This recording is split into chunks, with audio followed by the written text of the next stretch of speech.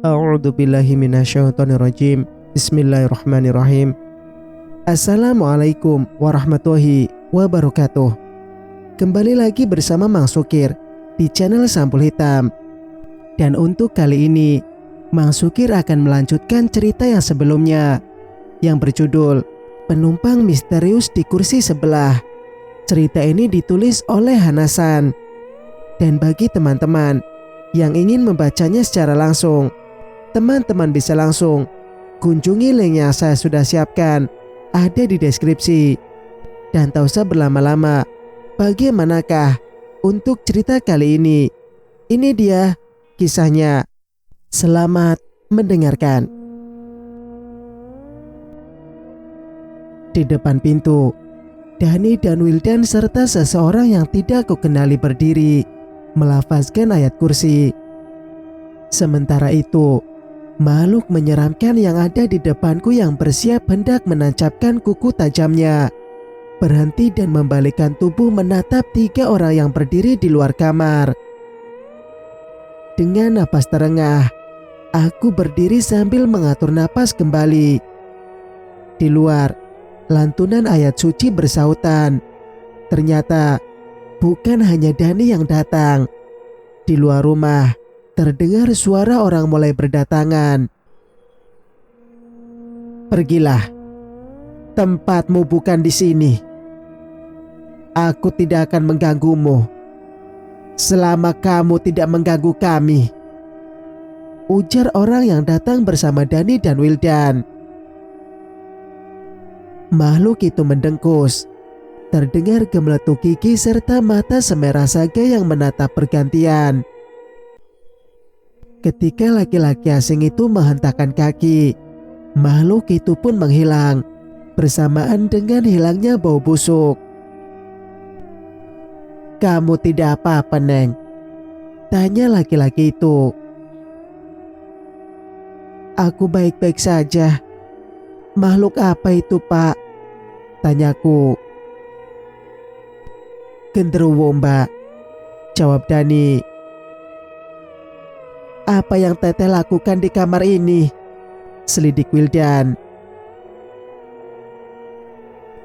Aku tadi mendengar sesuatu dari kamar ini, seperti sedang memukul-mukul tembok, jelasku. Permisi sebentar ya, ucap laki-laki itu. Lalu dia masuk ke dalam kamar, mengedarkan pandangan matanya ke seluruh ruangan. Lalu pandangan matanya berhenti di sudut ruangan. Laki-laki itu berjalan ke sudut kamar. Dia berjongkok mengambil sesuatu, sebuah kotak kayu, lalu membawanya keluar kamar. Kami mengikutinya keluar. Wildan, siapa laki-laki ini?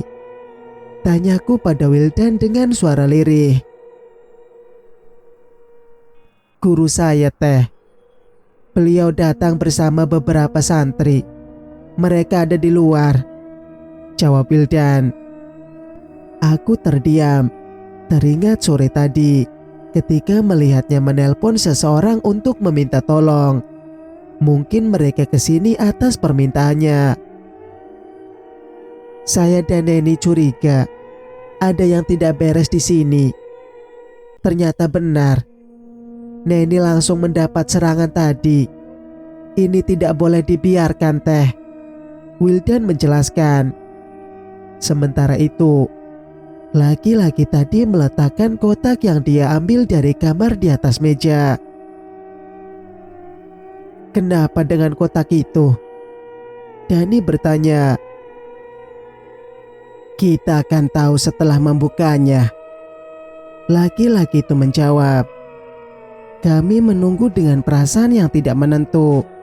Rasa penasaran tentang apa yang tersimpan di dalam kotak tersebut membuat jantung berdetak lebih cepat. Laki-laki itu berjalan keluar menuju ruang tamu. Tidak lama kemudian, 4 anak muda masuk bersama dengannya. Mari kita berdoa bersama-sama, pinta lelaki itu. 4 pemuda yang baru saja masuk bersamanya duduk bersila di lantai. Mereka melantunkan ayat suci Al-Quran. Sementara laki-laki itu memejamkan mata sambil berkomat-kamit membaca doa. Perlahan, laki-laki itu membuka kotak tersebut. Astagfirullah. Kami mengucap istighfar bersama. Begitu melihat apa yang tersimpan di dalam kotak kayu tersebut. Sebuah boneka vudu di mana bagian dada dan perutnya ditusuk jarum. Akan tetapi, yang lebih mengejutkan lagi adalah ketika aku memperhatikan boneka itu lebih seksama. Boneka itu mirip diriku. Bukankah ini adalah... Kamu targetnya, Mbak. Tapi meleset. Karena ada yang melindungimu, sahut Dani cepat. Aku menatap nanar boneka vudu itu dengan tatapan nanar. Aku masih tak menyangka kalau ternyata keselamatanku masih dipertaruhkan. Dan bahkan setelah lolos dari Bang Iqbal, kini kakak iparku juga menginginkan kematianku. Tanpa terasa, air mata keluar membasahi kedua pipi. Jadi inikah alasan kenapa Wak Siti menyuruhku untuk segera pulang? Juga firasat Arsya dan kehadiran Dita yang sekarang entah di mana keberadaannya. Apa salahku? Lirihku. Tidak ada yang tahu selain dia yang menginginkan kematianmu, Mbak. Ucap Dani lagi. Kamu beruntung, Mbak. Ada beberapa yang melindungimu sehingga tidak bisa mengenaimu. Ucap Dani lagi. Sebagai gantinya, Neni yang diserang. Ucap Wildan menimpali.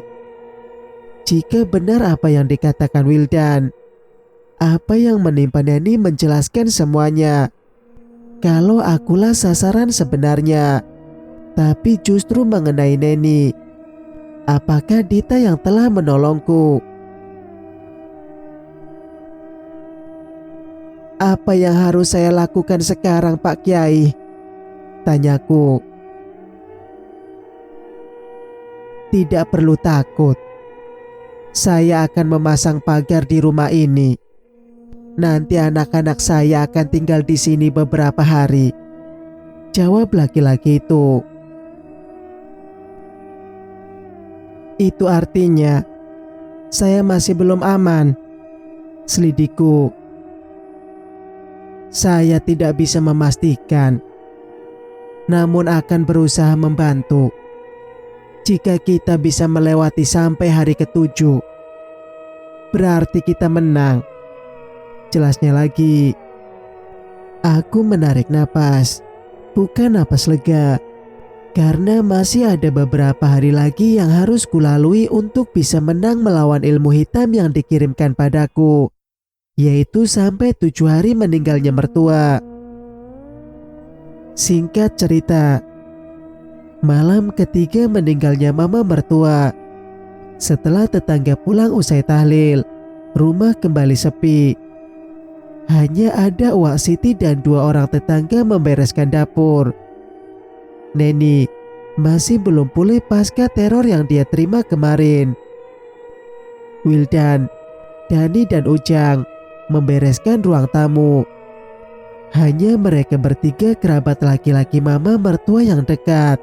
Sementara itu, Kak Ai sendiri sampai detik ini belum ada kabarnya. Entah di mana dia sekarang. Ponsel yang kusimpan di saku celana bergetar. Sebuah panggilan masuk. Assalamualaikum. Suara dari ujung telepon mengucap salam. Waalaikumsalam, Arsyah. Aku menjawab salamnya. Maaf, Mbak. Aku belum bisa datang. karena mendadak ada tugas. Insya Allah akan segera ke sana setelah semua selesai.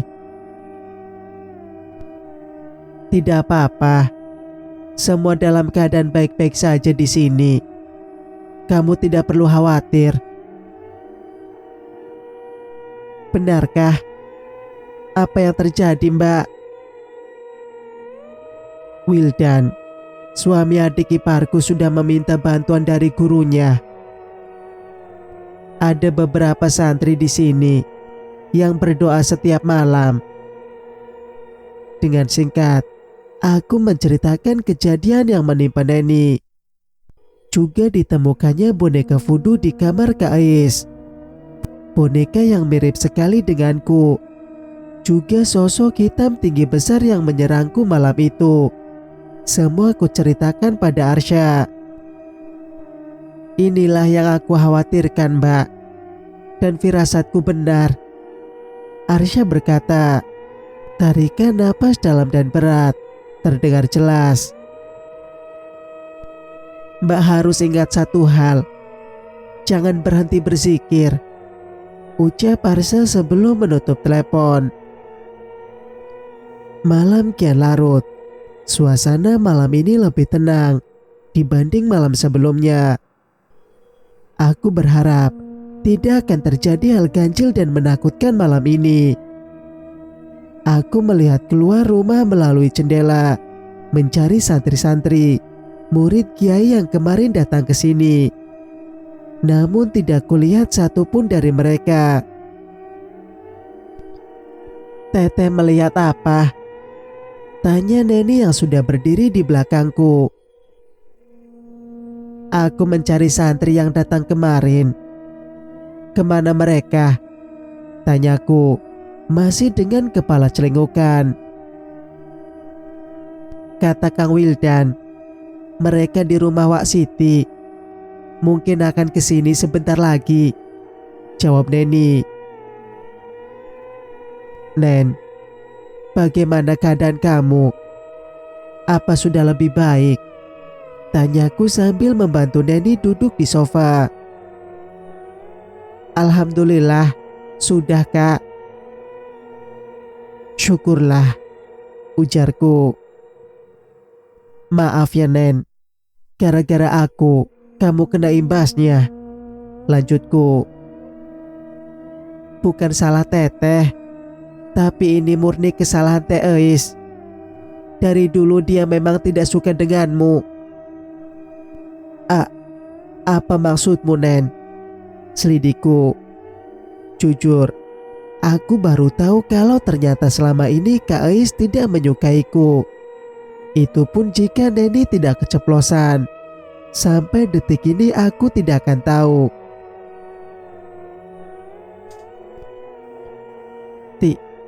Tidak, bukan apa-apa. Lupakan yang baru saja kukatakan, ucap Neni dengan suara gugup. Apa kamu menyembunyikan sesuatu dariku? Selidikku. Tidak Teh, aku hanya ingin mengatakan kalau Teh Ais kurang suka padamu. Itu saja. Aku permisi ke kamar dulu. Setelah berkata, Neni kembali ke kamarnya. Namun kata-kata Neni membuatku semakin penasaran. Penjelasannya tentang ketidaksukaan Kak Ais padaku terasa janggal. Malam makin larut. Dari ruang depan terdengar suara orang berzikir. Mungkin mereka adalah santri Pak Kiai dan Wildan. Mendengar lantunan ayat suci Al-Quran membuat pikiranku menjadi tenang hingga membuatku tertidur begitu lelap. Dan baru terbangun menjelang subuh ketika suara azan terdengar saut-sautan dari toa masjid. Singkat cerita, Neng, Wa akan ke pasar sebentar ya. Pamit Wak Siti pagi ini. Di tangan kanannya menjinjing keranjang anyaman yang biasa digunakan berbelanja ke pasar. Biar saya temani Wak. Pasti banyak belanjaannya. Ujarku menawarkan diri untuk menemaninya. Yakin mau ikut ke pasar sama Uwa? Tanyanya. Iya, ujarku sambil mengangguk. Wanita parubaya yang ada di depanku tersenyum, membuat kerut wajahnya makin terlihat. Ketika hendak berangkat, sebuah pesan masuk di aplikasi biruku. Pesan dari Arsya. Mbak, aku sudah ada di sekitar sana. Tolong pandu jalannya ya. Tulis Arsya dalam pesannya. Bukankah kamu ada tugas? Balasku cepat. Tidak jadi. Semua sudah beres. Jadi aku langsung ke sana. Tulisnya lagi. Aku menarik napas lega. Kulirik Uwa yang masih berada di dapur dan bersiap-siap berangkat ke pasar. Perlahan aku mendekatinya. Maaf Uwa, aku gak jadi ikut karena ada saudara yang akan datang ke sini, ujarku. Tidak apa-apa, Uwa akan berangkat sendiri, biar diantar sama Ujang, ucap Uwa. Aku bergegas keluar rumah, memakai jaket levis serta berpamitan pada Neni. Kukatakan padanya kalau aku akan menjemput saudara dekat palang kereta api. Butuh waktu sekitar 10 menit menggunakan ojek untuk sampai di perempatan, di mana aku menunggu Arsya. Dia membawa mobil sendiri dan lewat jalur selatan. Palang pintu kereta api terlihat lengang, hanya tampak beberapa pedagang asongan yang menjajakan dagangannya. Pesan terakhir dari Arsya mengatakan dia akan tiba sekitar 15 menit lagi. Tiba-tiba seseorang merangkulku dari samping. Bukan itu saja, aku juga merasakan sesuatu yang dingin menyentuh kulit perutku. Di sampingku, Kak Ais berdiri dengan menodongkan pisau di pinggang. Aku merasakan ujung pisau yang runcing menembus kaos yang kupakai, hingga terasa benda logam menyentuh kulit. Ikut denganku, desis Kak Ais. Apa yang kamu inginkan, Kak? Tanyaku sambil berjalan di sampingnya. Sementara pisau yang dia todongkan semakin dia tekan, hingga membuat perut terasa perih akibat luka tusukan. Jangan banyak tanya, ikut saja, perintahnya. Kami berjalan menyusuri rel kereta api, menjauh hingga kami berada tidak jauh dari jembatan. Kak Ais kemudian mendorongku, namun pisau masih dia todongkan. Kak, kenapa kamu melakukan ini padaku? Apa salahku? Tanyaku. Salahmu. Kamu bertanya apa salahmu? Biar aku kasih tahu. Kalau kesalahanmu banyak sekali. Apa maksudmu? Selama ini aku tidak pernah mencampuri urusan kakak. Bahkan kita tinggal berjauhan, ujarku. Kak Ais tersenyum sinis. Matanya menatapku penuh kebencian. Tatapan yang belum pernah kulihat sebelumnya. Karena selama ini aku mengenalnya sebagai kakak ipar yang baik.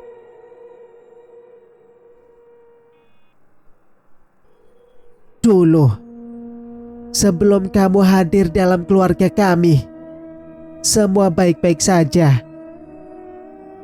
Tapi setelah kamu menikah dengan Iqbal, semua berubah. Dia tidak lagi menjadi Iqbalku, ucap Kak Ais sambil menerawang. Tidak, hanya perasaanmu saja, Kak. Bang Iqbal tidak pernah berubah. Aku tidak pernah melarangnya untuk berkomunikasi dengan kalian. Bahkan, Bang Iqbal tetap rutin mengirim jatah untuk Mama. Belaku. Kamu salah. Sejak Iqbal menikah denganmu, dia mengabaikanku. Tidak lagi mendengar ucapanku. Dia bahkan semakin menjauhiku. Apa maksud Kak Ais? Bukankah memang seharusnya begitu? Bang Iqbal sudah mempunyai keluarga sendiri. Tentu keluarganya yang harus diutamakan. Begitu juga dengan Kak Ais. Begitu juga Kak Ais. Kamu tahu, sebelum dia menikahimu, Iqbal begitu penurut. Tidak pernah menolak semua keinginanku. Semua gajinya dia serahkan padaku. Bukan itu saja, dia juga mencampakkanku.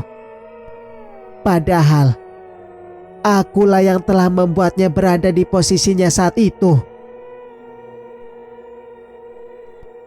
Aku tidak mengerti ucapan Kak Ais. Lirihku. Ini semua salahmu. Karena kamu, Iqbal tidak lagi mencintaiku. Teriak Kak Ais. Dia kembali mengarahkan pisau yang dia pegang ke wajahku. Sadar Kak. Jangan lakukan itu. Bang Iqbal sudah tiada. Jangan membuatnya bersedih di alam sana. Tidak. Sebelum kamu membayar apa yang sudah kamu ambil dariku, kamu merebut Iqbal dariku. Kak Ais menarik bajuku, lalu kembali berjalan menyusuri rel kereta api. Ponsel yang berada di saku celana sejak tadi bergetar. Mungkin Arsya berusaha menghubungiku. Sementara itu, aku merasakan rel kereta api bergetar. Dan getaran itu makin kencang. Berarti sebentar lagi akan ada kereta yang lewat. Aku meronta, berusaha melepaskan tangan Kak Ais yang menarikku menuju rel kereta api yang akan dilewati. Kak, sadarlah, ini salah. Jangan biarkan perjuangan Bang Iqbal sia-sia, pintaku. Diam. Jangan menceramaiku. Aku tidak akan melepaskan orang yang telah merebut Iqbal dariku. Kak Ais, sadar. Lepaskan aku. Kita bicarakan semuanya baik-baik. Kita pergi dari sini. Keretanya akan segera lewat. Belum membasahi sekujur tubuh, suara kereta api semakin dekat. Aku memejamkan mata, meminta pertolongan darinya. Pergilah kamu. Susul Iqbal di alam sana. Teriak Kak Ais sambil mendorong tubuhku ke arah kereta yang melaju cepat. Akan tetapi, aku justru mendengar teriakan histeris Kak Ais. Kejadian itu begitu cepat. Aku tidak bisa melihat apa yang terjadi saat aku memejamkan mata. Namun aku bisa merasakan seseorang memeluk tubuhku. Detik berikutnya, kurasakan tubuhku terampas dengan keras di atas tanah berbatu. Samar-samar, aku melihat dan mendengar jerit histeris dari orang-orang. Ku coba mengerjapkan mata beberapa kali, dan di sana, di atas rel kereta api, seorang wanita terbujur dengan bersimbah darah. Sebagian tubuhnya remuk, namun dia masih hidup. Dia Kak Ais, menangis histeris melihat sebelah tangan dan kakinya hancur. Aku masih bisa melihat tubuh Kak Ais dan orang-orang yang mulai berkerumun sebelum pandanganku kabur. Namun samar-samar masih kudengar seseorang memanggilku. "Mbak, bertahanlah. Aku akan membawamu ke rumah sakit." Setelah itu, semua menjadi gelap. Singkat cerita, ketika aku terbangun, kudapati diriku terbaring di tempat tidur rumah sakit. Kepala bagian belakang terasa begitu berat dan sakit. Saat aku berusaha menggerakkannya, kuraba perut, tertutup plester lebar dan terasa perih. "Kamu sudah sadar, Teh?" Aku mengedarkan pandangan ke seluruh ruangan. Ada Neni, Wak Siti dan Arsya. Neni mendekat padaku, menyentuh kening dengan punggung tangannya. "Sudah tidak demam," lirihnya. "Neni, bagaimana keadaan Kak Ais? Apakah dia baik-baik saja?" tanyaku. "Teteh mau makan sesuatu. Pasti lapar setelah tidur seharian," ujar Neni, balik bertanya padaku, bukannya menjawab pertanyaanku. "Neni, bagaimana keadaan Kak Ais?" tanyaku sekali lagi. Neni terdiam. Kualihkan pandangan ke arah Arsya dan Uwa, meminta penjelasan mereka. Lalu berkata, "Dia masih kritis," ucap Uwa. "Aku ingin melihatnya. Ada sesuatu yang ingin kutanyakan padanya." Kusibak selimut di atas tubuhku dan mulai turun dari berangkar. Melihatku tertatih, Neni membantuku berdiri. "Antar aku ke tempat Kak Ais, Nen," pintaku. "Tapi kamu masih sakit, Mbak. Nanti saja, kalau sudah sadar," ujar Arsya, mencoba menahanku untuk tetap berada di ruangan. "Aku tidak apa-apa. Tapi Kak Ais, aku harus melihatnya. Juga ada sesuatu yang harus kutanyakan padanya." Aku tetap memaksa keluar. Neni membawaku ke salah satu ruangan. Di sana, kulihat seorang wanita terbaring dengan kondisi mengenaskan. Hampir seluruh tubuhnya diperban. Dan saat menyadari kehadiranku, wanita itu menyeringai. "Pergilah. Aku tidak ingin melihatmu," desisnya saat aku sudah berada di sebelahnya. "Apa yang membuatmu begitu membenciku, Kak? Aku bahkan tidak pernah merepotkanmu," tanyaku. "Kamu masih saja bertanya tentang kesalahanmu. Kamu mengambil semua yang menjadi milikku. Iqbal juga cintanya. Bahkan, semua harta kekayaan milik Iqbal yang selama ini aku kumpulkan juga diserahkan padamu. Sekarang, berikan padaku kunci itu," teriak Kak Ais dengan napas tersengal. "Cinta Bang Iqbal, apa maksudmu?" selidikku. "Itu, Teh. Maksudnya, cinta sebagai saudara. Kamu tahu kan, Bang Iqbal satu-satunya anak lelaki Mama," potong Neni cepat. Aku menggeleng, tidak percaya dengan apa yang dikatakan oleh Neni. Lalu aku berpaling ke arah Wak Siti. Sama seperti Neni, beliau menggeleng, sepertinya enggan untuk memberitahukan padaku yang sebenarnya. "Aku akan mencari tahu tentang semua ini sendiri. Jika kalian tidak ada yang memberitahuku," lirikku kemudian. Aku menarik napas dalam, lalu kembali berkata, "Kak Ais, kunci apa yang kamu ingin ambil dariku?" Tanyaku padanya.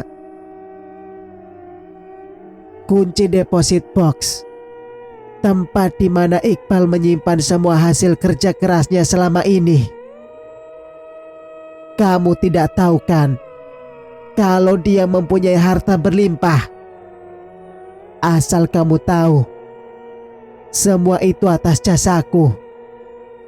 Aku yang memberinya jalan. Aku juga yang mengenalkannya pada Nyai Ajeng." Darahku berdesir ketika Kak Ais menyebut nama Ajeng. Aku sudah bisa menarik kesimpulan apa sebenarnya yang telah dilakukan pada Bang Iqbal. Aku menoleh, menatap Arsya yang berdiri tak jauh dariku. Wajahnya terlihat terkejut saat mendengar pengakuan Kak Ais.